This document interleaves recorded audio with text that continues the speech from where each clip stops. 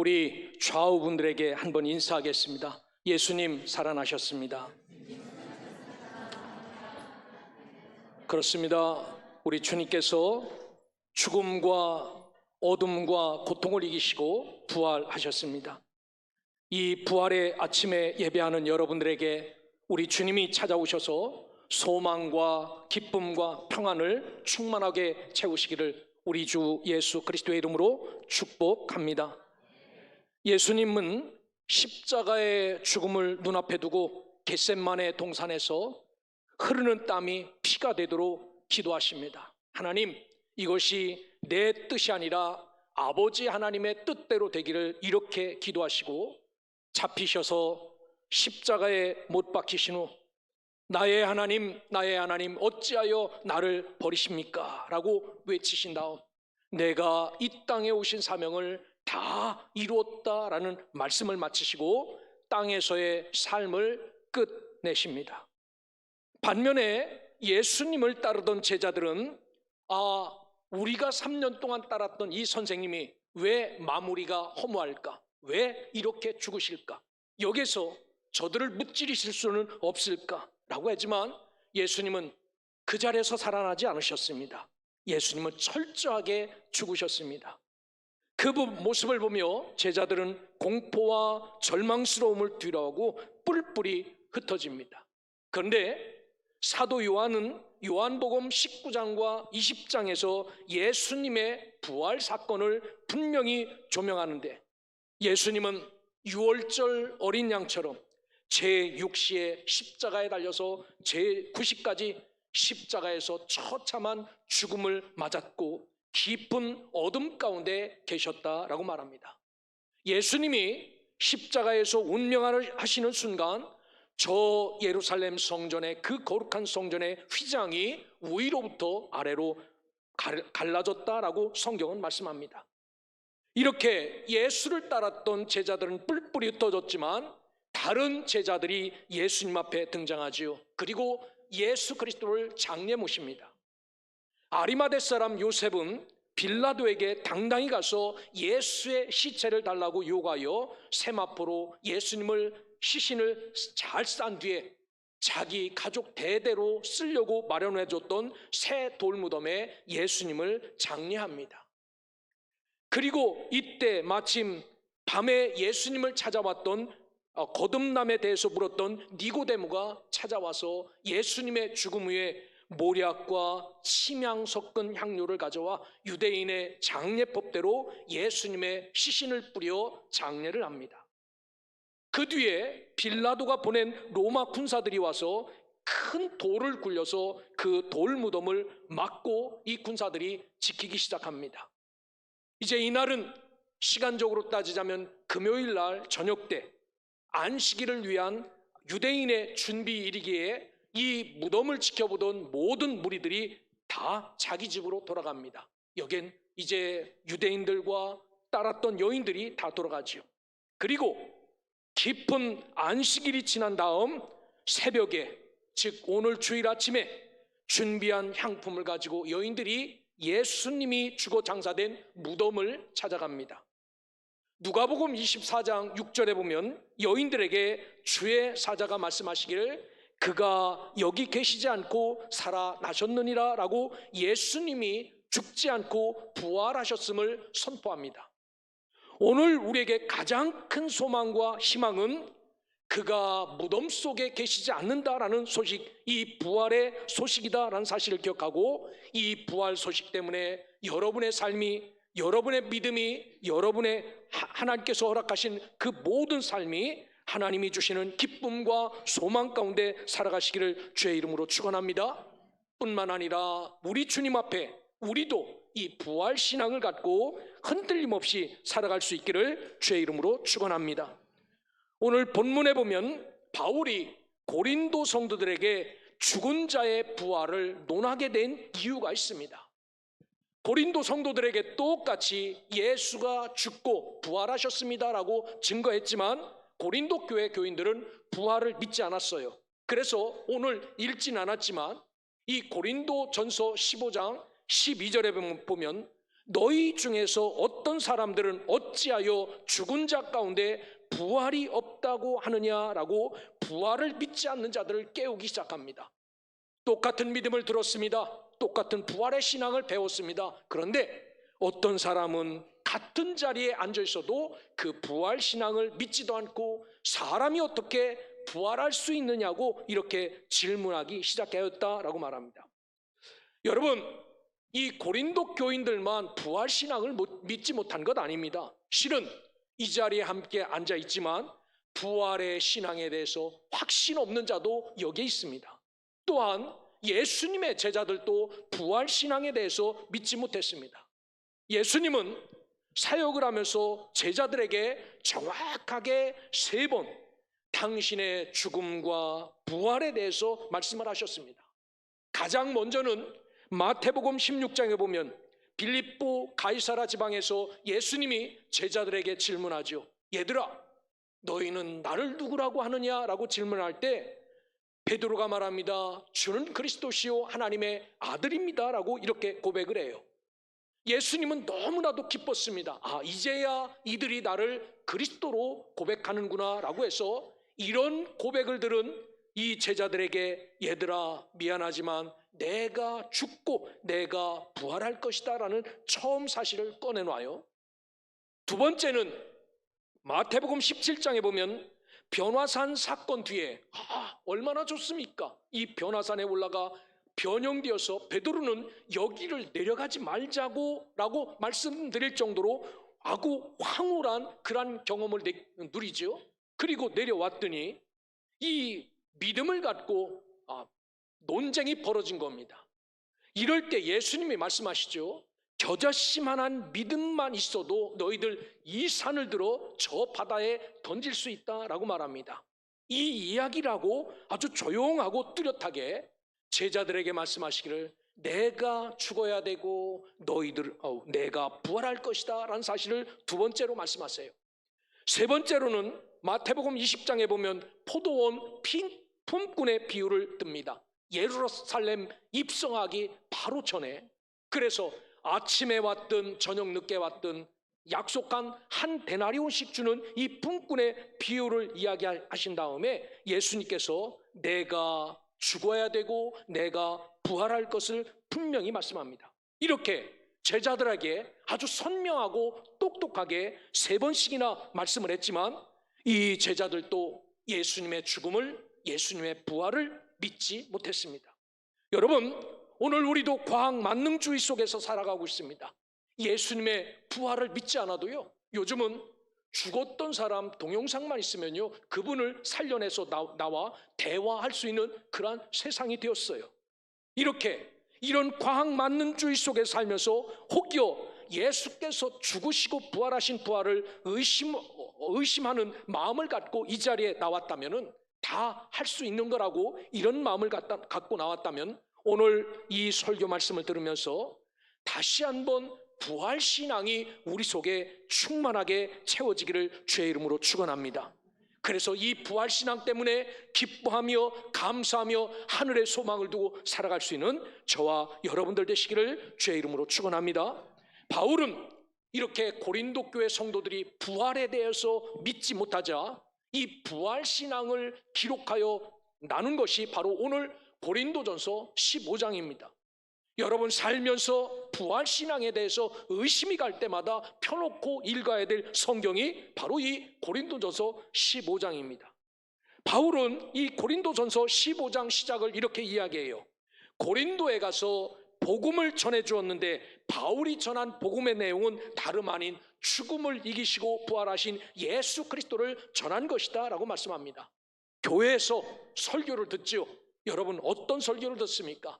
예수는 우리를 위해서 십자가에서 고난의 죽음을 당하셨지만 예수는 이 죽음을 깨고 우리에게 부활로 계셔서 우리와 함께 하시는 분입니다 라는 말씀을 듣지 않습니까? 이처럼 사도 바울은 고린도 교회에게 이런 분이다 라고 말씀합니다. 그러기에 오늘 저와 여러분들도 매년 다가오는 부활절기지만 이 부활절기를 맞으면서 다시 한번 부활신앙을 잘 채워넣어서 우리 믿음의 근본인 부활 신앙이 흔들림 없기를 주의 이름으로 축원합니다. 그래서 바울은 오늘 읽지는 않았지만 4절에 예수 그리스도가 장사 지낸 바 되었다가 성경대로 그분이 늘 고백한 대로 사흘 만에 다시 살아나셔서 오늘 20절 잠자는 자들의 첫 열매가 되셨다라고 우리에게 전하십니다. 여러분, 오늘 이 말씀을 들으며 우리 속에 예수 그리스도의 부활을 의심하는 모든 불신의 권세들이 떠나기를 주의 이름으로 축원합니다. 그리고 예수 그리스도가 정말 시퍼렇게 살아계셔서 우리와 함께 하시는 이 놀라운 은혜를 날마다 경험하며 살아가는 믿음의 백성, 하나님의 자녀들 되시기를 주의 이름으로 축원합니다. 바울은 예수님의 부활의 확실성을 부정하는 자들을 위해서 목격한 자들을 우리에게 이야기해요. 우리 눈은 한계가 있지요. 조종사들 앞에 계기판이 있는데 조종사들은 눈을 믿지 않고 계기판을 믿는다는 겁니다. 왜? 우리 눈은 한계가 있기 때문에. 여러분, 우리도 마찬가지입니다. 눈으로 본 것과 경험한 것은 천지차이지요. 눈으로 본 것은요, 잊어버려요. 쓱 보면 잊어버리지요. 그런데 경험한 것은 마음속에 오래 각인된 것처럼, 그래서 백문이 불여일견이라고 말한 것처럼 100번 눈으로 보는 것보다 한 번 만져보는 것이 훨씬 효과적이지요. 그래서 사도 바울은 자꾸 이렇게 의심하며 어떻게 사람이 살아날 수 있습니까? 어떻게 죽었다가 부활할 수 있습니까? 라는 이들에게 바울은 부활을 목격한 자들을 증인으로 내세워서 부활이 진심임을 이야기합니다. 오늘 읽지는 않았지만 5절에 보면, 이 15장 5절에 보면 게바에게 보이시고 후에 12제자에게 보이셨다라고 말합니다. 베드로도 예수님의 부활을 보았고 12명의 모든 제자도 예수의 부활을 봤다라고 말합니다. 그 후에 6절에 보면 500여 형제에게 일시에 보이셨나니 라고 말하고 7절에 보면 후에 야고보에게 보이셨으며 그 후에 모든 사도에게와 맨 나중에 만삭되어 나지 못한 자 같은 내게도 보이셨느니라 라고 말합니다. 사도 바울은 내가 왜 예수에 이렇게 미쳐서 사는가? 다른 것 아닙니다. 부활하신 예수님을 만나 이 부활을 목격하면서 내가 유대인이 아니라 그리스도인이 되어 살아가고 있다라고 말씀합니다. 사랑하는 여러분, 이렇게 많은 자들이 예수님의 부활을 목격한 증인이라고 고백하는 많은 증거들을 우리도 잘 받아들여서 오늘 나도 죽으면 우리 주님의 이 첫 열매가 되신 것처럼 나도 주 앞에 하나님 나라의 곳간에 쌓일 알곡이다라는 사실을 잊지 않고 이 부활을 조금도 의심 없이 믿고 살아가는 자녀들 되시기를 주의 이름으로 축원합니다. 바울은 이렇게 예수가 부활한 사실을 낱낱이 증거하면서 이 부활의 사건이 우리에게 어떤 효과가 있는지를 이야기해요. 여러분, 세상에는요, 두통하면은 두통약이 너무나도 많아요. 참 많습니다. 어떤 두통약은요 수백만 원 하는 두통약도 있고요, 어떤 두통약은요 몇백 원 하는 두통약도 있어요. 아무리 좋은 약이라도 내가 사용했을 때 그 효과가 진짜 잘 나타나야 그 약이 좋은 약이에요. 내가 너무나도 두통이 심한데 수천만 원짜리 약을 먹어도 낫지 않아요. 이것은 좋은 약이 아닙니다. 비싸기만 하지. 그런데 500원짜리 어떤 약을 갖다가 먹었더니 아주 깔끔하게 낫습니다. 여러분, 이 두통에는 이 약이 훨씬 효과적이죠. 이처럼 오늘 예수님의 부활이 아무리 좋다고 떠들어도 예수님 부활이 좋습니다, 예수의 부활 없으면 안 됩니다, 이렇게 예수님의 부활이 아무리 좋다고 떠들어도 이 부활이 나에게 어떤 효과가 있고 어떤 역할을 하는지 깨달아야 이 부활이 너무나도 소중함을 알 수 있죠. 이 부활이 나에게 꼭 필요함을 알 수 있죠. 그래서 바울은 예수님의 부활 앞에서 우리에게 이렇게 증거합니다. 20절을 보십시오. 그러나 이제 그리스도께서 죽은 자 가운데서 다시 살아나사 잠자는 자들의 첫 열매가 되셨도다 라고 말합니다. 여기에 우리에게 소망이 되고 기쁨이 되는 말씀이 있습니다. 예수가 첫 열매로 부활하셨다라는 사실입니다. 이거와 비슷한 거예요. 군대 가면요 처음에는 아무것도 모르지요. 그래서 항상 훈련소에서 누가 시범을 보여주냐면요, 조교들이 나와서 시범을 보입니다. 그리고 훈련병들이 따라서 하는 겁니다. 이처럼 오늘 예수님께서 죽음을 이기시는 부활의 첫 열매, 우리에게 시범을 보이시는 조교처럼 죽음과 어둠과 죄와 사망을 뚫고 나오신 첫 열매가 이분이다라고 말씀합니다. 오늘 우리는 읽지 않았지만 17절부터 19절까지 우리에게 전하는 말씀이 있습니다. 만일 그리스도께서 다시 살아나는 일이 없었으면이라는 가정을 논증하는 거예요. 예수가 살아나지 않았다면 여러분 어떻을 것 같습니까? 지금 우리가 믿는 예수가 뻥이라면 저와 여러분이 가장 불쌍한 사람입니다. 이 시커먼 지하실에서 평생을 이 짓을 했는데 이게 아니라면, 그래서 이 만일 그리스도께서 다시 살아난 일이 없다면이라고 가정으로 이야기해요. 그러면은 우리의 믿음은 헛것이 된다라는 겁니다. 지금까지 먹지도 못하고 입지도 못하고 어디 여행 한 번 못 가고 매일 주일이면 여기에 모여서 이런 이 짓을 했는데 이 모든 것이 다 헛것이다라고 말합니다. 뿐만 아니라 우리는 아직도 죄 가운데 있을 것이며 라는 겁니다. 죄를 위해서 왔다는 그분이 거짓이라면 우리는 아직도 해결해야 될 죄를 갖고 사는 사람이다라고 말합니다. 뿐만 아니라 먼저 세상을 뜬 사람들도 생명의 부활을 누리지 못하고 멸망할 것이며, 저 뒤에 부평 인천 그 공원묘지에 가면요, 비석들마다 십자가가 있어요. 예수 믿는 사람은 십자가를 세워놓죠. 그거를 보며 아, 예수 믿고 죽으셨군요. 우리 주님이 오시는 날 당신도 부활하실 것입니다. 축복합니다. 이렇게 기도할 수 있죠. 그런데 이 예수의 죽고 부활하심이 가짜였다면 여러분, 그들은 헛수고한 겁니다. 뿐만 아니라 거짓에 속아 산 사람들인 우리가 모든 사람 가운데서 가장 불쌍한 사람일 것이다 라고 말해요. 그렇지 않습니까? 그 유혹에 속아서 괜히 예수 잘못 만나서 평생 이 지하에서 이 짓을 했으니까 우리보다 불쌍한 사람이 어디 있겠습니까? 그런데 오늘 이 가정을 논증하는 이 말에 반대로 20절에 뭐라고 시작하냐면요, 그러나 라고 시작합니다. 그러나 이제 그리스도께서 죽은 자 가운데 다시 살아났다. 이럴 일이 전혀 없다. 우리가 가지고 있는 이 믿음이 저주가 아니라 복이고, 우리가 가지고 있는 이 부활신앙 때문에 모든 죄가 다 용서함을 받고 저 먼저 죽었던 자들도 나중에 주님이 오실 때 부활할 것이며, 우리가 가장 불쌍한 자처럼 세상 사람들은 보일지 몰라도 우리가 가장 행복한 사람이다라고 말해요. 그래서 신명기 33장 29절은 뭐라고 말합니까? 이스라엘이여 라고 부르십니다. 이스라엘이여, 너는 행복한 사람이다 라고 말합니다. 사랑하는 소명의 성도 여러분, 우리는 불쌍한 사람이 아니라 가장 행복한 사람이라는 사실을 기억하고 믿음의 길을 걸어가시기를 주의 이름으로 축원합니다. 왜 행복합니까? 이 부활신앙 때문에, 이 죽음 이후의 삶이 보장된 것 때문에 행복하죠. 아무리 부자라고 해도요, 우리가 진짜 삶을 즐기며 사는 삶은요 60년이에요. 60년. 왜? 이 20살까지는 우리가 부모의 도움을 받아 살지 않습니까? 그리고 그 나머지 21살부터 80살까지 이 60년 동안 우리가, 어떤 사람은 돈 좀 조금 벌어 편안하게 사는 사람, 어떤 사람은 그것도 안 돼서 어렵게 사는 사람들이 있죠. 여러분, 이 인간의 60년 동안 누릴 수 있는 이 삶이 다라면요, 이것은 우리가 이렇게 수고하고 애쓸 필요 없어요.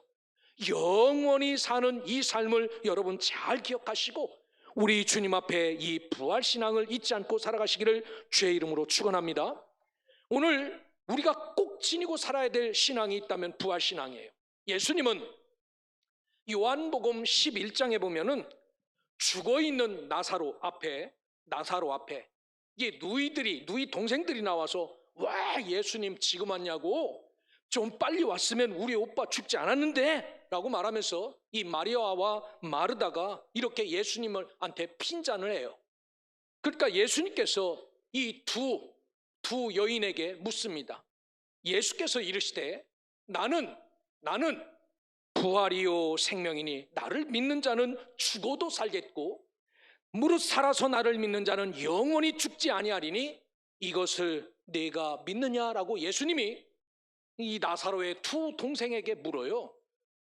여러분, 오빠가 죽어 있습니다. 성경에 보니까 4일이 지나서 냄새가 풀풀 납니다. 여러분에게 묻습니다. 니네 오빠 살아날 거 믿냐? 라고 말하면 여러분 뭐라고 대답해야 됩니까? 어떻게 대답하셔야 돼요? 믿습니다라고 해야지요. 믿음이 없어도. 그래야 쪽팔리지 않는 것 아닙니까?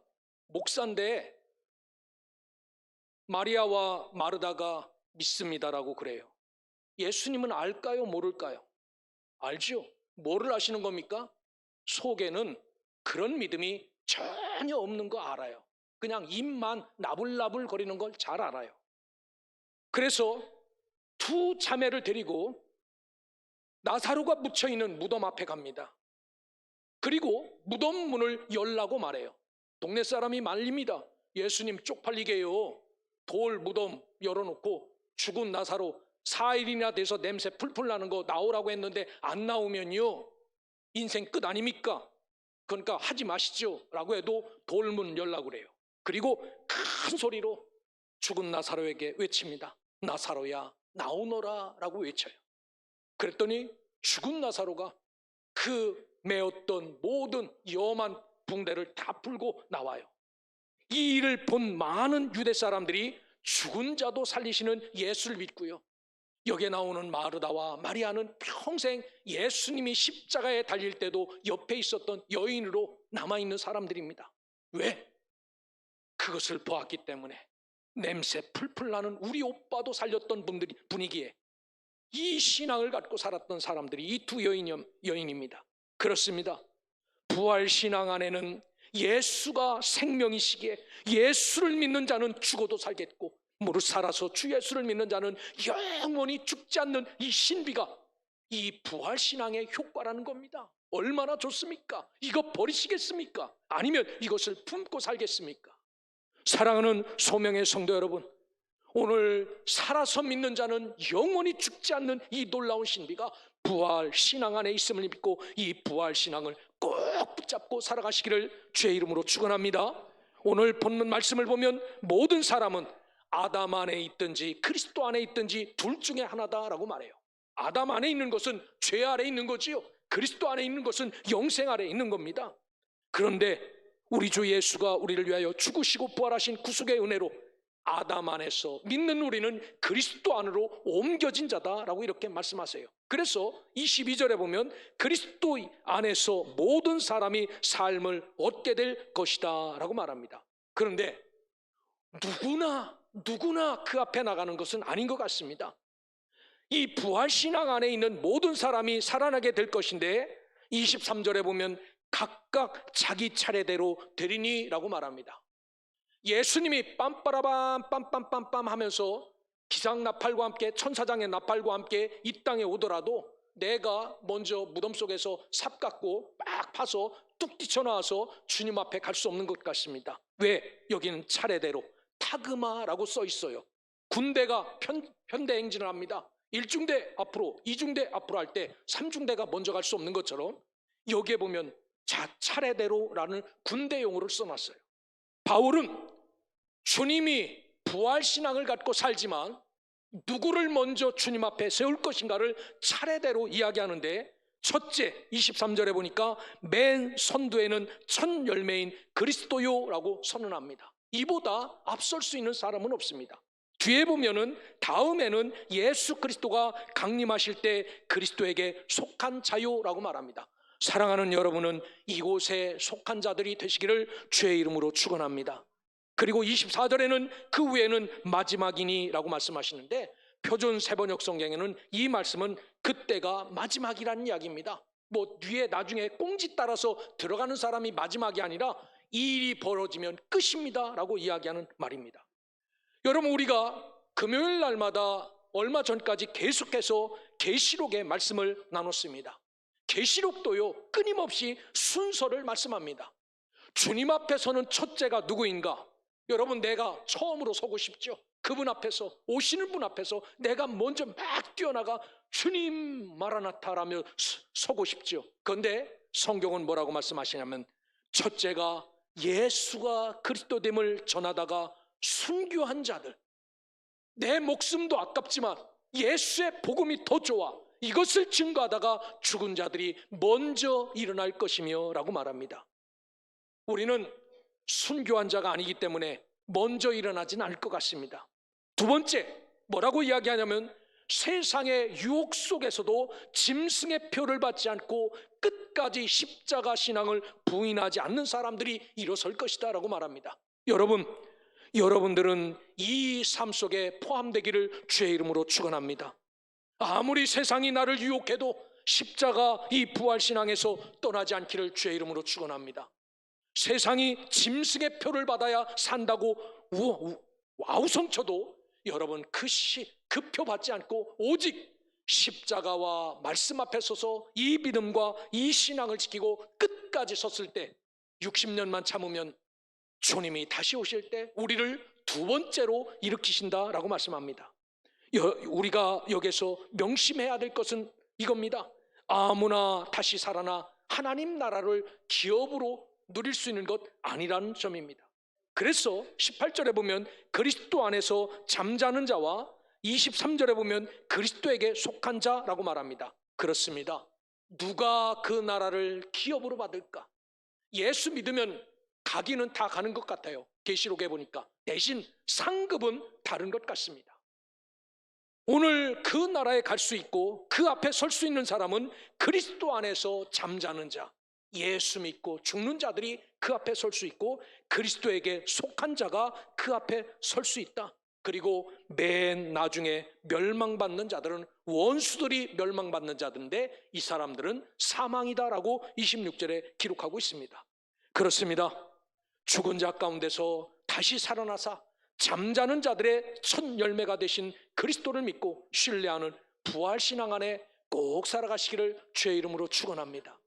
매년 다가오는 부활절 예배지만 이 예배를 통하여 내가 이 부활신앙에서 멀어졌는지 가까워졌는지를 점검하며 이 부활신앙 안에 있는 자가 복된 자임을 기억하고, 이 신앙 안에서 살 때 예수가 생명이시기에 예수를 믿는 자는 죽어도 산다는 진리가 여기에 있고 효과가 여기에 있기에, 무릇 살아서 예수를 믿는 자는 영원히 죽지 않는다는 진리와 신비가 여기에 있기에, 오늘 저와 여러분들은 부활신앙을 떠나지 않고 이 믿음, 이 신앙으로 우리 주님이 준비하신 새 하늘과 새 땅, 새 예루살렘을 기업으로 누리며 살아가는 믿음의 백성 되시기를 주의 이름으로 축원합니다.